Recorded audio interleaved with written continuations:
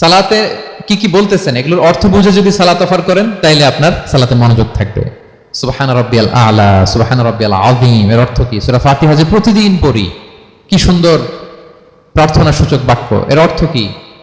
আল্লাহ সকল প্রশংসা তোমার, আল্লাহ তুমি দয়াময় মেহেরবান, আল্লাহ তুমি বিচার দিবসের মালিক, যেদিন তোমার আরশের ছায়া ছাড়া কোনো ছায়া থাকবে না। নবীদের যে পথে চালিয়েছে ওই পথে আমাদেরকে চালাও, যারা ভ্রান্ত হয়েছে, যারা তোমার ক্রোধের শিকার হয়েছে ওই পথে আমাদেরকে চালিও না। কি চমৎকার চমৎকার কথামালা দিয়ে আমরা এই দোয়াগুলো পড়ি। আমরা অর্থ বুঝি না বলে আমাদের হৃদয়েও টাচ করে না, ঠিক না?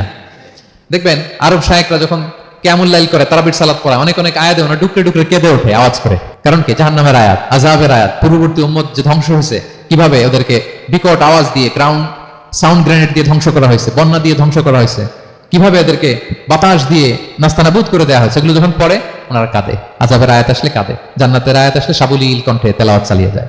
এর কারণ কি বলেন? অর্থ বুঝে।